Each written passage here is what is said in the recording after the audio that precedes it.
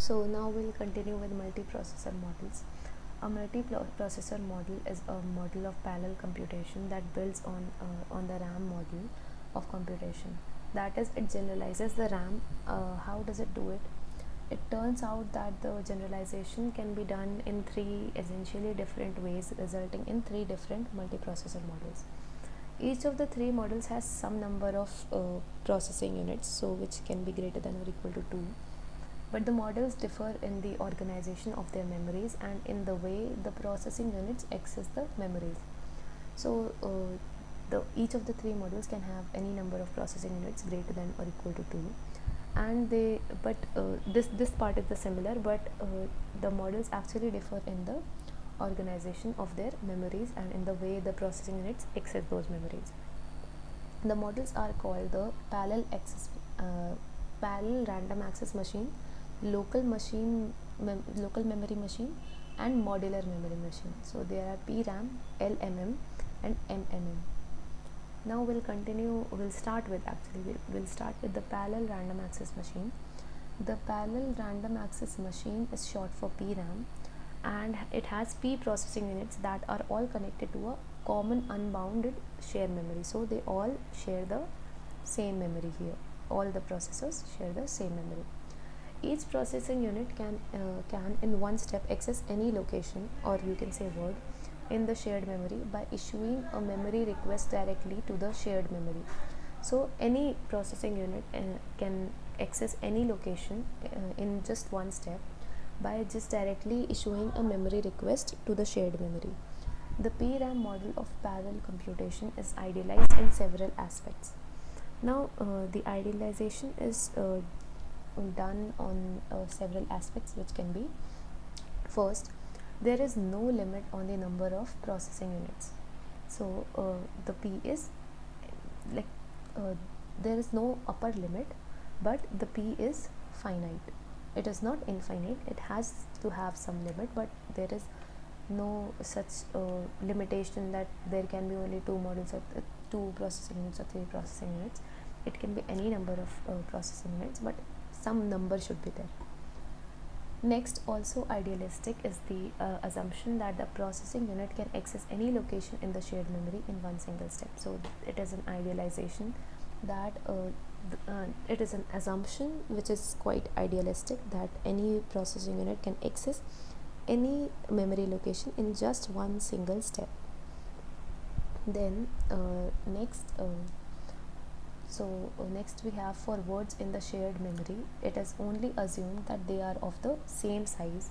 So all the words in the shared memory are of same size. Otherwise, they can be of arbitrary finite size. So there has to have they should be either of same size, or they should have arbitrary finite size. Note that in this model there is no interconnection network for transferring memory requests and data back and forth between processing units and shared memory. So in this, all the operations are done using the same memory. There is no partitions, and each processing unit can access any memory location in just one single step, which is quite ideal. And there is no interconnection between the for transferring memory request and data back and forth between processing units and shared memory. Plus, all the words in the shared memory are assumed to be of the same size, or they can be of different arbitrary sizes, but it should be finite.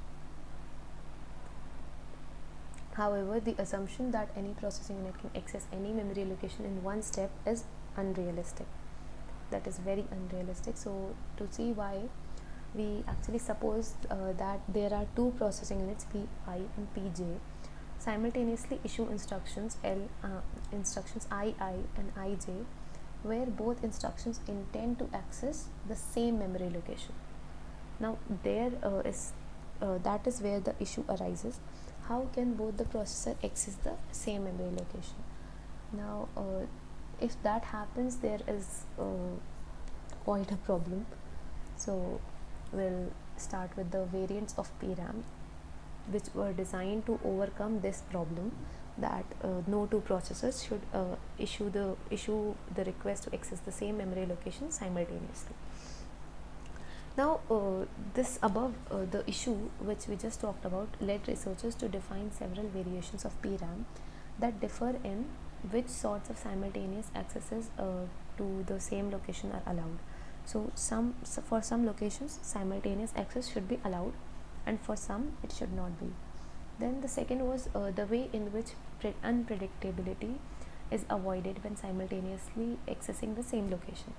So, unpredictability can be avoided when when a single location is accessed by more than one processor simultaneously.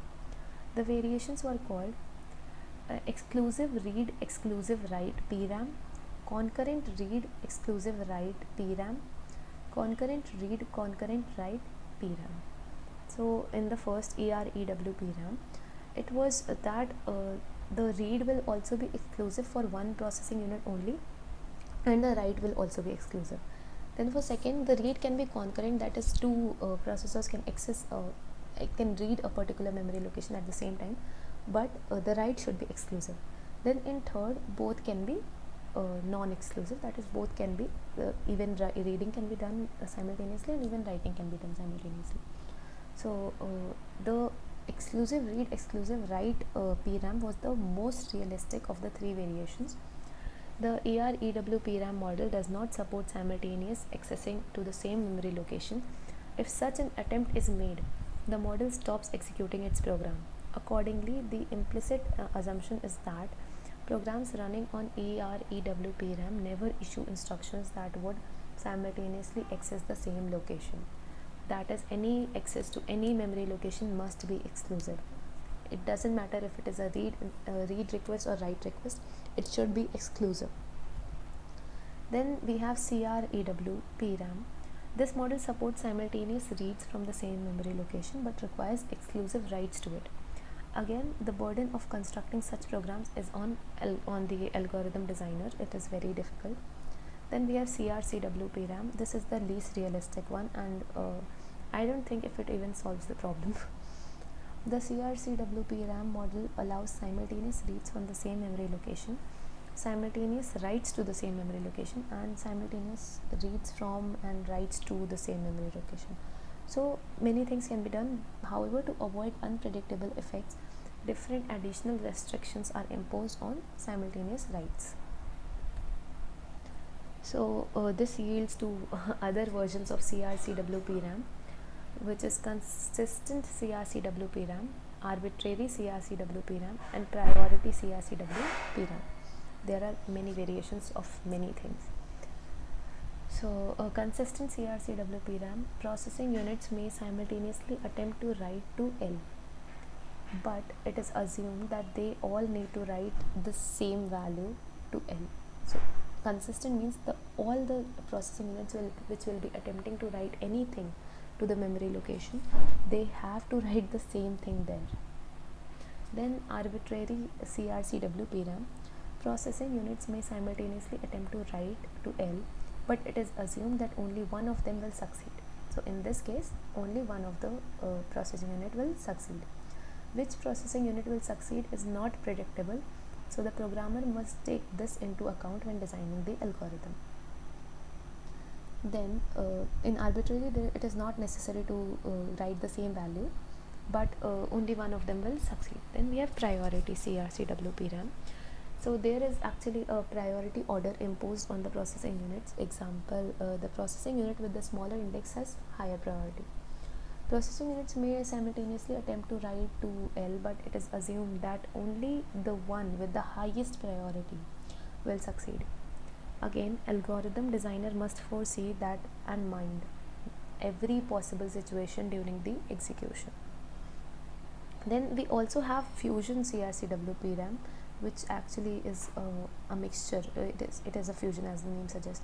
So what it does is processing units may simultaneously attempt to write to L, but it is assumed that first a particular operation denoted by O will be applied on the fly to all the values v1 v2, all the values to be written to L. So all the values, suppose there are in processing units p1 p2 p3, let's say there are 3 only, p1 p2 p3. Then and the values they want to write to the memory location L are v1, v2, v3. So a particular operation O will be applied to all the values. So the result of v1O, v2O, v3 of the operation O will be written to L. So that particular operation will be performed to all the values and then it will be written to L. The operation is assumed to be associated and commutative. So it should be associative and commutative, so that the value of the expression v1, v2, v3 does not depend on the order of performing the operations. Examples of the operation are sum, product, maximum, minimum, logical conjunction, logical disjunction, etc. Then there is one theorem which is every algorithm for solving a computational problem pi on the CRCW RAM P is at most big O of log P times faster than the fastest algorithm for solving pi on EREW PRAM. So the computational problem is solved faster in CRCW PRAM, and it is faster by big O of log P. It is big O of log P times faster than EREW PRAM. Then we move to relevance of the PRAM model. In sum, the relevance of PRAM is reflected in the following method. Design a program P for solving pi on the model CRCW PRAM, where P may depend on the problem pi. Note that the design of P for CRCW PRAM is expected to be easier than the design of EREW PRAM, simply because CRCW PRAM has no simultaneous access restrictions to be taken into account. So the design for CRCW PRAM is easier than EREW PRAM because there are no such restrictions. Then run P on EREW PRAM, which is assumed to be able to simulate simultaneous accesses to the location. Then use theorem, that theorem we just did here, use theorem 2.1 to guarantee that the parallel execution time of P on EREW PRAM is at most, which means it is less than or equal to big O of log P times higher than it would be on the less realistic CRCW PRAM. So this will be all for today. From the next video we'll continue with the local memory machine.